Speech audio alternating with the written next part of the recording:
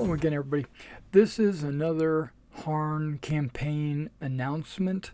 You can expect me to put out an announcement or an update maybe every couple of weeks or every week until we actually launch the game. We are launching this game on May 3rd. I wanted to do May 4th, for the Star Wars, May the 4th be with you and all that. But unfortunately, May 4th is a Thursday, and we are playing on a Wednesday. Yeah, so we're playing on Wednesdays, and we're playing Harn, Harnmaster. And so as I gradually build up the tools and whatever else I might be using, I'm going to come on here and let you know so that you can basically just see where my mental processes are. Okay, so right now I'm running OBS. That's how I'm recording the Roll20 and the camera and everything. Now I have the camera running active right now directly through the camera, but during the campaign, during the game, I could run it through my camera, but I'm going to run it through Discord because I can't stream my camera at the same time as I stream it on Discord. So what I do is I stream it on Discord for all my players to see me, and then I take a screenshot of the camera in Discord and put it on the stream. So my camera would normally be located a level down. Let's lower it one level and slide myself up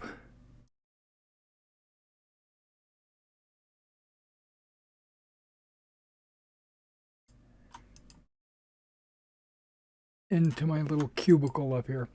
Okay, so this is where I plan to reside. Perfect, and you can see the game map center screen, right? So as I move around on the screen and things like that, you're going to be able to see everything that you need to see. Now I'm pointing it on my Discord. You can't see that. Okay, here we go. These boxes down here on the stream are actually for my players' cameras. And then we'll put those in there as well. Now, you'll notice that you can see through the camera window, right? And you can see the map. Well, I want to block that off.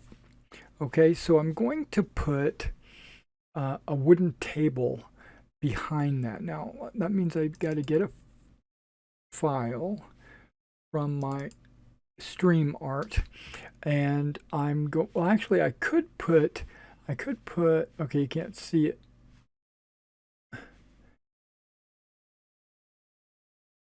Okay, I have to click on it. There you go. I could put this brown paper that's beneath my beneath the camera here. I could put that underneath their cameras. But I was thinking I was going to put a wooden table, not parchment. Even though parchment would probably be more stylistic, for a photograph. I don't know. So let me go to my recording software, which is OBS. Let me add an image. Yeah, I think I'm going to do parchment. Or actually, it's called texture paper parchment. Okay, whatever. It's going to be parchment. Parchmento. Okay. It's asking me where is it? Give me a second. I mean, you don't get to see any of this because I'm not making a screen capture. Um, I'm doing a. I'm actually doing a window capture for my Harn. So even if I put something in front of it, you would not see it because it's capturing the window and not my screen. Okay, stream folder? No, wait, it's not even in that. It's right here. But I guess I'm gonna need to copy it and make sure I put it in my stream folder, because if I move it or delete it or anything like that, I want to make sure I have a copy of it here so that OBS can find it. And we'll use that. I'll hit OK. And I will hit OK. So this is the parchment, but I want it to cover all their cameras. And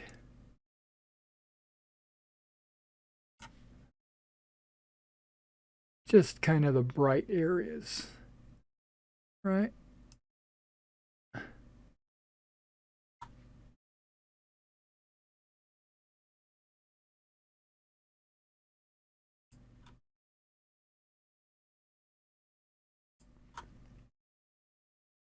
I think that will work perfect. So now I've got to go to parchment and I got to make sure I put it behind all of the cameras.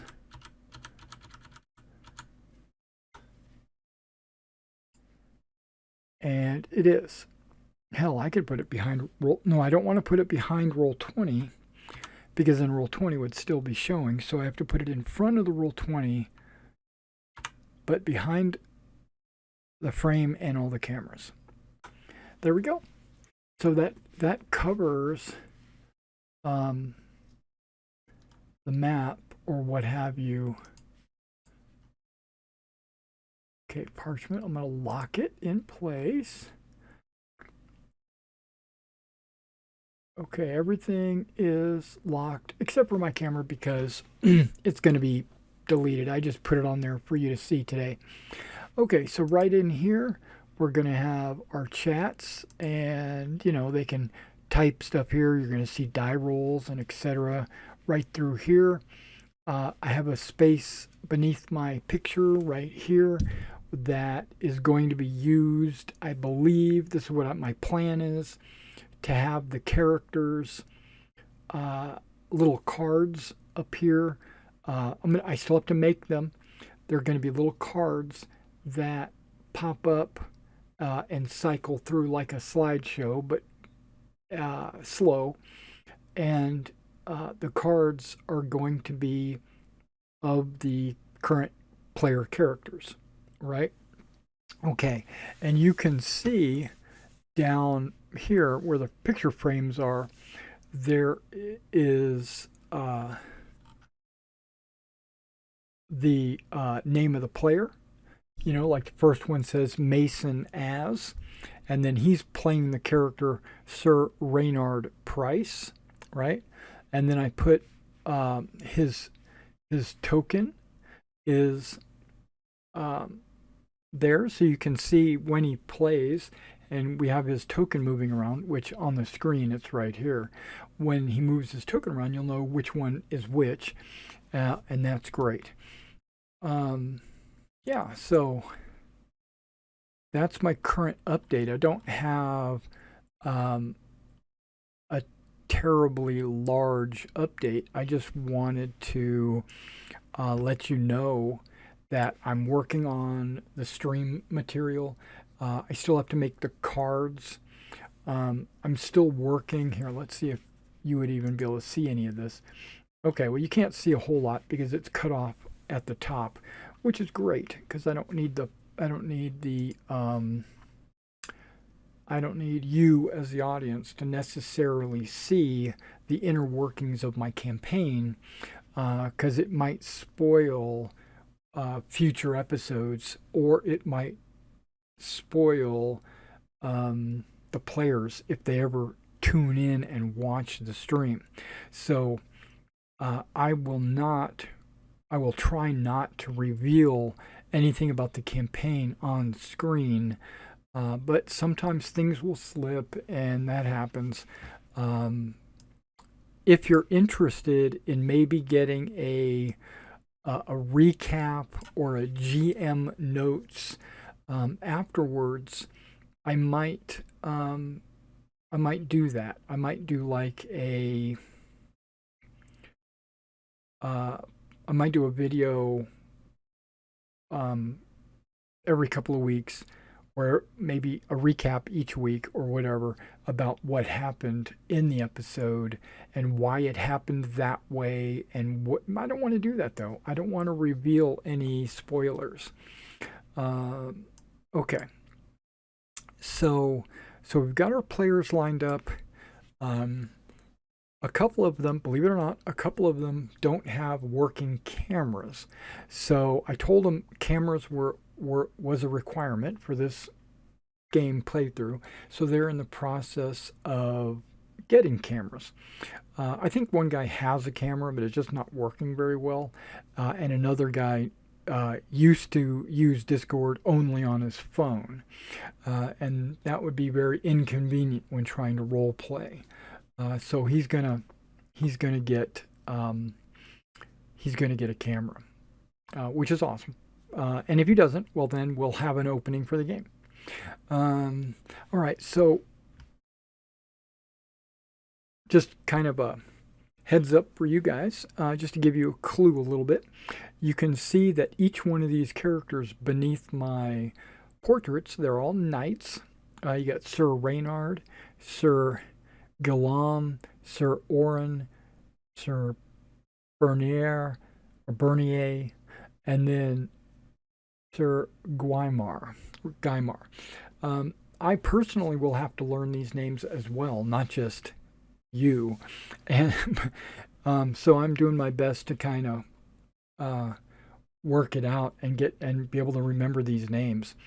Yeah, so I'm not good with names. That's why usually what I do on Discord is I will take the player that is playing a specific character. I will actually add a nickname in Discord of their character name, so that when I could just glance over at Discord and see the player and see his character name to help me remember. It's a little inside baseball. Okay, we're going to be starting in Caldor, approximately where this pin is located. It's going to be, I say June, but it's really Lorraine. The calendar is here.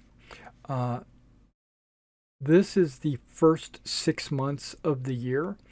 I have 2 pages. I have first and second month, or first and second half of the year. This one is just the spring summer. So midsummer, which is Lorraine, and I got a little token here that I plan to use to move around as the players progress in the campaign. This is going to be helps me. It'll help me remember the date. Also, I thought about this. This is just a tool that I'm using. I could, and I made a little thing that says party token. I have another one up here that's round. This one is for when they're moving around on the map. I will show them, and I'm talking about bigger maps, not the world map. The world map, I plan to use the, whoops, where is it at? There, right there. I plan to use the pin, so it shows that they're starting in Rogantir, or Roganter, and they already know this. And so that's where they're going to be starting.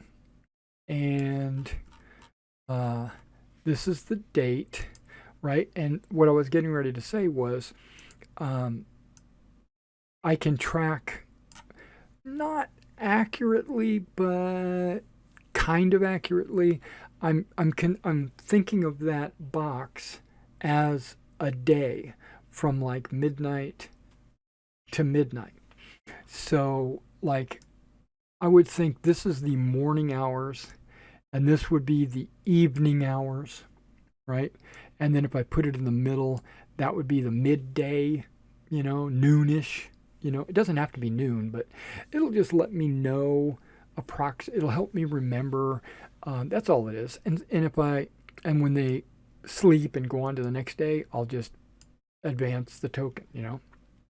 So, and the reason why I didn't use a typing words method is because I mean I could make a Google Doc or something like that and keep track of the days that way.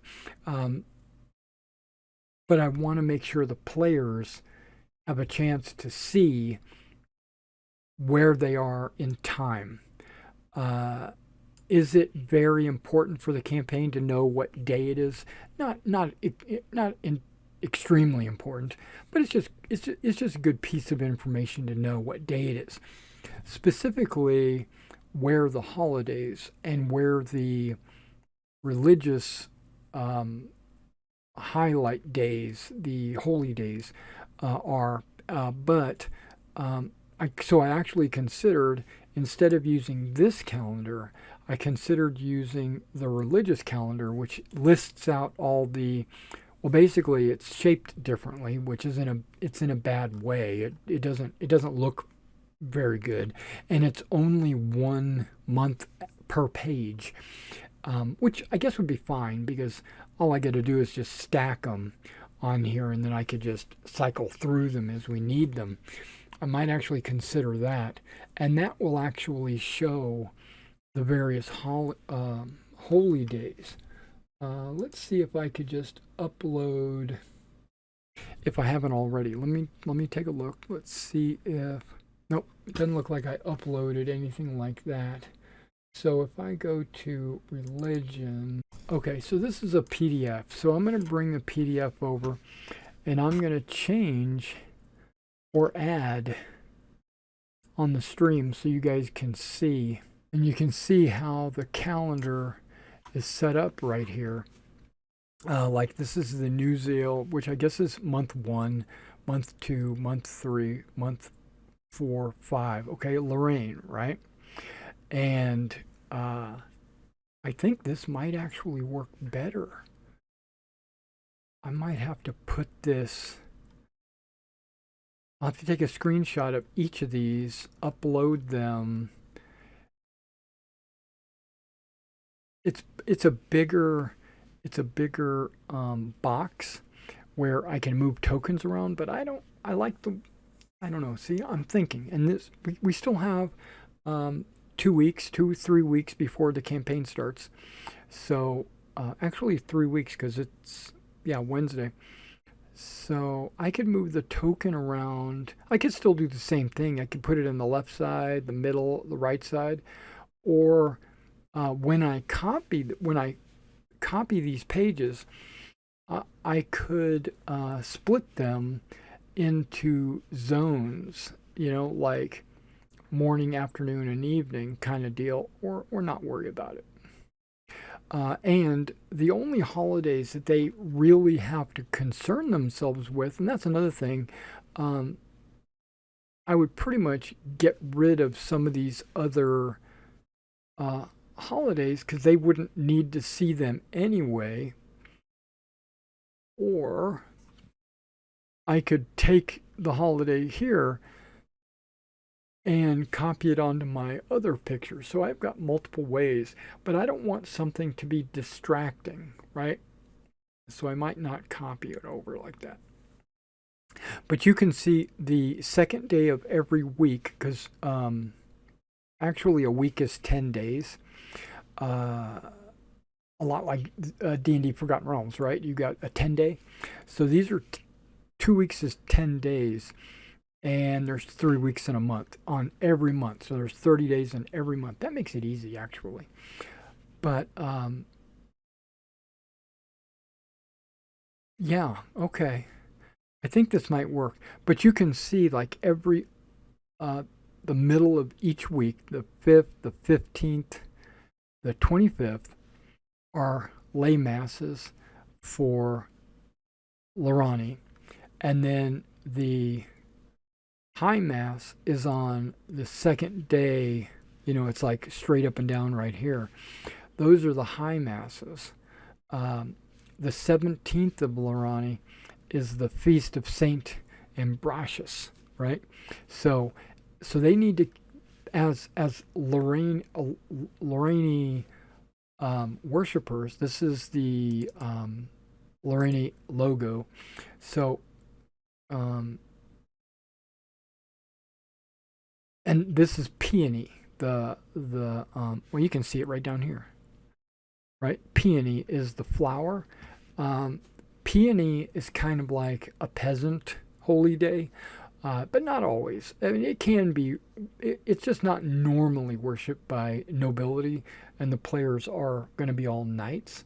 So they normally would worship in the kingdom of Kaldor, Lorani, right? And some of these other gods, like Agric, Halia, Ilvir, Morgath, Nave, those are all considered fairly evil, right? And then Sarayin is just a barbarian god, and so is Seem. Seem's more kind of like a druidic god, and Sabacanor is kind of neutral with knowledge.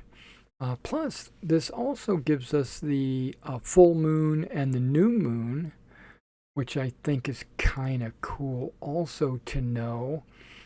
I don't see the full moon. Oh, it's right here. Full moon, new moon.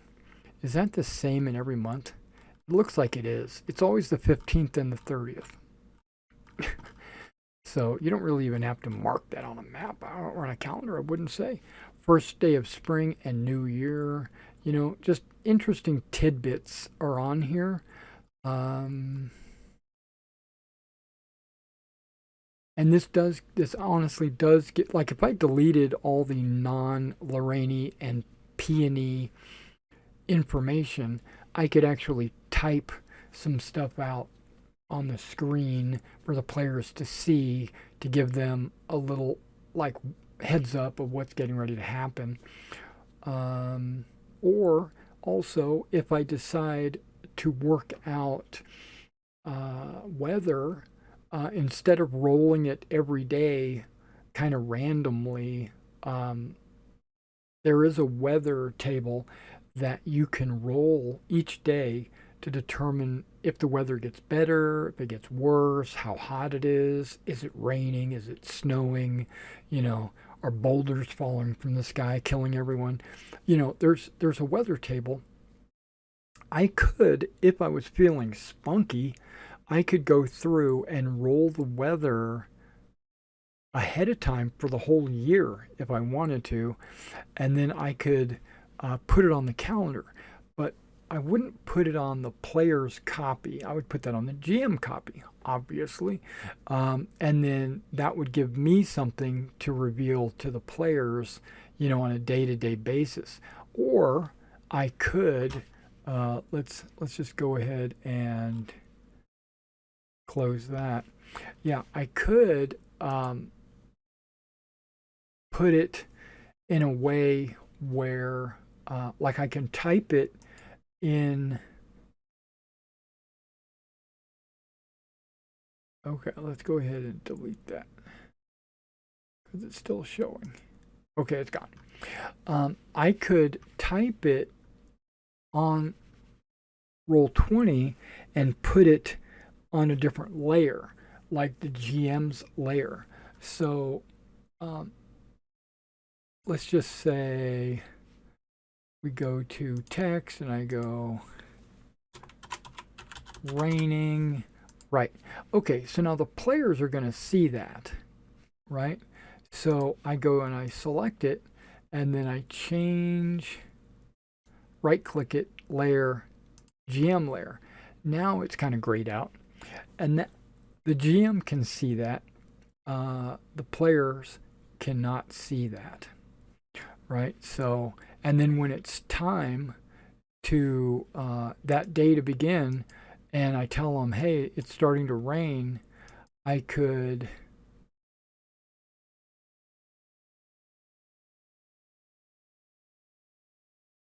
Oh, I'm not on the GM layer. Let me switch to the GM layer. Now I can select it. I can do whatever I want with it, but I could right click it and put it back on the token layer where the players would be able to see it. Do I want to do that? Do I want to do that? I don't know. Yeah. And then as the day passes, I could leave it there that way they would know, okay, yeah, back a week ago it was raining. Or I could delete it, like that. And that way it's really, but I don't think I'm even going to do that because I think it's just something that the GM could know. I can have that on a separate PDF or a separate Google Doc or whatever. That way I can just tell them, hey, it's raining. I don't know. I don't know. I need to work on the calendar. Right now, this is temporary. This is the calendar how it is. I think I'm going to put the other religious calendar up because religion is a big deal in Harn, or at least in Kaldor, because there are 10 gods and they're very prominent, like in the culture. Um, yeah. Okay, so let's say I take my DM camera, click on it, and I was one of the other players. I could be down here taking up Mason's spot, you know, or or whatever. And these are all cameras right there. Yeah, put that bar right in my face. Yeah. So let me think. Anything else? Oh yeah. Okay. So everybody's already made their characters, right? They've already bought their equipment. They've done all the math to determine their skill percentages and stuff like that. There are a few die rolls that were supposed to be done in secret that the players don't know about, but I've decided to hold off on doing those die rolls until. Well, I didn't decide to hold off. I just haven't done them yet. I've been procrastinating. That was my decision. Procrastinating rolling those dice. Um, okay, so let me before I let everybody go. There is a oh yeah, one thing I can show off in the chat when we're doing combat. Let me move my camera so you can see what I'm about to talk about. Okay, so in combat, when someone strikes somebody, you're supposed to roll a hit location. Well, I have created, you don't see it on the screen because it's under one of these cameras. It's right here. You can't see it, but it's below Mason. It's right where it says Mason as. It's a, what do you call it? It's a macro. And this macro will allow me to roll hit locations without having to whip out dice. I can just slide down here, hit strike, boom. Okay, so you can't see that because it's still a little too high. There we go, you can see that one. You see UA, right? So that's upper arm. Okay, the first one you didn't see, but it was cap. And so hit locations, I've got that under control, right? So each one has a different weight because some hit locations are easier to hit than others. So the hit location chart is a percentile chart. And what I did was I weighted each hit location based on what you would roll. So if you roll 1 to 5 to hit the hand, then I made it weight of 5 because 1, 2, 3, 4, and 5, right? Okay. So so I have that. That's just going to speed hit locations up by a fraction of that way you don't have to get the player to roll percentile and then uh, look it up on a chart, right? The only time we will have to do that is if they decide to swing high or if they decide to swing low. If they do that, then I'll need to actually pull the chart out and look at it. The chart being right here, right? Okay, you should all be able to see this, even with my ugly face in the way. Okay, so here's the hit location chart right there, skull, face, neck, all the way down. And then, and these are the percentiles, right, that I had to weigh. See, and then the high chart and the low chart throws that off. I mean, I could technically make a macro for high, low, and mid, high, low, and mid strike, which, I don't know, maybe I might do it. It might save quite a bit of time.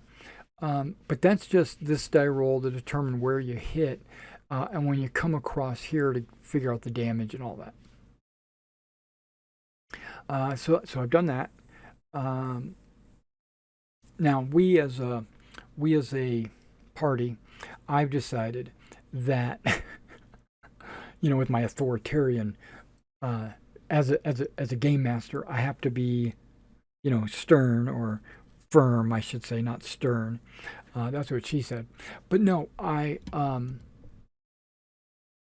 there's this website out there called Harn Tools. I strongly recommend it. There is problems with Harn Tools, so be aware of that. There are little glitches here and there. There's some numbers that are inconsistent. So basically, use it to speed your game up, but understand that there can be errors, so double check your work. That's what I'm saying. But in Harn Tools, there's a Google Doc spreadsheet where you can type in all your information and it spits out what all your skills are. So that sped the character creation process up by 50%, I would say. If a character would normally take about 3 hours to make, which is what I would estimate, it only takes us about an hour and a half to make a character. Harn does have a pretty extensive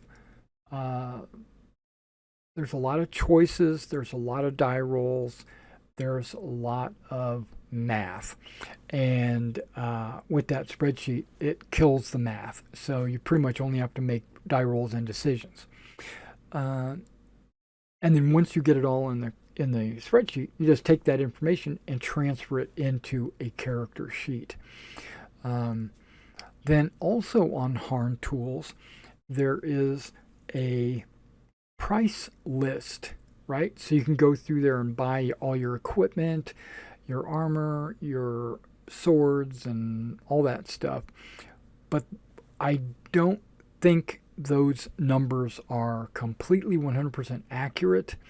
They are very close. There's a lot more options in Harn Tools than there is in the core rulebook. So I recommend using it, and if anything differs from the core rulebook, just as a game master, just make a decision which one you're going to use. I like the Harn Tools equipment. It's you can search, you can type like rope, and it'll pop up with all the different types of ropes, or you could say sword, and it'll pop up with all the different types of swords. So as a character creation, I think it's great. In the middle of the game, players shouldn't be shopping for equipment. That's not. But every now and then, you might need to go get a saddle, or you might need to repair your sword or something. So it's good to have that information in there. Another thing is names. There's a name generator, extremely useful for game masters that can't think of names off the top of their head. All they got to do is click a button, boom, it gives you a name. You can select male, female, you can select feudal, tribal, Dwarven, Sindarin, or whatever. I don't know if they have the dwarfs or elves in there, but they've got various types. They have Imperial, because I think Tharda over here, I think, is like a Roman Empire kind of kingdom. So I think. I'm not too familiar with the kingdoms that are over there. Um, okay, so names, prices, character sheet, super valuable. The other ones, maybe not so much, but they're there anyway. So I definitely recommend that. We used that when we made the characters, and everything went by really smooth. I use something called token stamp. You might want to check that out on, just Google it, token stamp. And that's what I used to make these tokens. Token stamp doesn't have the pictures, but it does have various borders and backgrounds, and you can change the colors. Obviously, you can change the shape of the border. I saw that Joe, he wanted to have he on his original token. It was a very thick border, so I decided to go ahead and apply a thick border to him. But normally I don't use thick borders. I think I guess the Greek ones I did use thick borders, but all I needed was a thin border, and sometimes I'll color code them to facilitate like who the player is, um, or who like when I'm tracking characters, who they are. Okay. Uh, Another GM information piece that you might want to know. Hypothetically, this might or might not happen early in the campaign. Let's say there's a a band of orcs attacking the players. They're not actually called orcs, but they're the Harn orcs, so the Gargan. But let's say they are attacking the village, right? And the players go out and fight them. The way the Harn combat system works is you apply injuries, and these injuries affect your combat abilities. Okay, so I can take a, a I think I'm brainstorming right now on this camera. I might be doing this because when I was making a scenario, it had nothing to do with orcs. It had something to do with bandits or men, right? When I was creating a scenario, I made a bandit, right, character, monster, whatever you want to call him, NPC, and I put him on the screen, but I wanted to have like a dozen of them, and so I copy and pasted the token, right? But the problem with that is they all access the same character sheet. Now I can disable the I can, because Roll20 is specifically designed for games that don't have multiple personalities, right? Where every person is a different person. Harn is that. Harn is every person has different personalities, different motivations, different abilities. But if I just wanted to make a cookie cutter bandit and just duplicate him, what I would have to do is take the actual character sheet and duplicate it 12 times to make 12 separate people, because when you attack, and if I was to hit the bandit and cause an injury, the only way I have to track injuries is on the character sheet, because when you apply an injury, it affects their die rolls. Okay, so then when I click on the character sheet to make a specific die roll, the injury would affect that die roll. but I just brainstormed something, and this is something that I'll probably do. If you notice in Roll20, when you have a token and you open a token, it has these 3 boxes up here. Currently, Harn doesn't use any of those boxes, right? And I could pull up here and figure out what each of these boxes represents. I'm going to have to look to see if I can. I'm going to have to see if there's a way to have one character sheet. I don't think there is, because if I gave them, let's say, nothing, and I put a condition,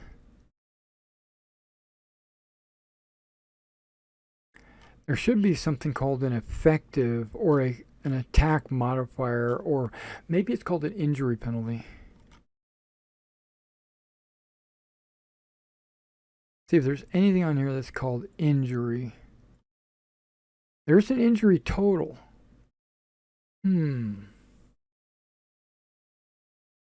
Yeah, but once I turn that into an injury total and I start applying it, okay? So like that gives me a 0 on his character. We're learning together. Shift, double click. See, this accesses his character sheet. And I'm just going to pretend, like, what if this was a bandit? Right? What if this was a bandit? And you can see right there, he's got injuries. If I was to change that to a 1 and I enter it, does it change anything here? No. Injury levels. It did change his injury level right there. Okay, so it does give him a penalty. But the problem with that is, what if that was a 0, but if I duplicate him, if I copy and paste him, both of them are going to affect the same character sheet. And that's not what I want to do. So I would have to change this to none. Right? Okay. Unless there's a way, if somebody knows how I can use one character sheet and still apply injury levels individually to each token, and not have it like duplicate on all the tokens, that would be a beneficial, that would be a win-win. But what I'm thinking I'm going to do, because an injury is just a -5. It's a straight up -5. So I might have 100 tokens and then just keep track of when the players cause them an injury, and then, whoops, I didn't enter. Yeah, so when they have an injury and I'm getting ready to attack with this bandit, I just give them a -5. Okay, so let's say that's this guy. You notice there's no injury level because I disconnected the what the injury level was. So let's say I'm making an attack. Just bear with me. Bastard sword, right? It pops up with this, which says, are there any additional modifiers? And that 1 right there, I could just drop in a -5, right? And submit. And then under the combat from this guy, it'll give me that modifier -5. And that I could use that as like for monsters, maybe not characters, but for monsters, I can use that as their injury penalty. I think that's what I'm going to do, because when I started making a dozen bandits, just so that each token could access its own character sheet, I realized that this campaign would take me forever, to make all the right monsters, bandits, NPCs they run into, shopkeepers. I don't want to make a character sheet for everybody only because of injuries. You know, I think I just worked out what I'm going to do. I'm going to track the tokens, in the individual characters' injuries on here, not the player characters. They're going to track their injuries right here. Now, I might still turn on that button for the players so that I could just, as a DM, just click on the token. I could see how injured they are. I might do that. Okay, let's check something. Let's say if I change that to injury total, right? No, wrong one. It's green, but that's okay. He's got a 0 injury total. And then if I add, let's say he decides to add that he's got an arm and it's a level 2 injury.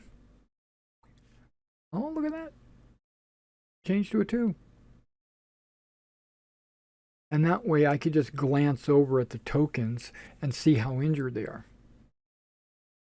Okay, well, this video went on way too long. I just wanted to really make an announcement. I didn't want to go over everything that I've been working on for the last couple of weeks. But if you enjoyed this video, be sure to like it and subscribe to the channel. Be sure to hit the notification icon so anytime I upload any videos, you'll be notified.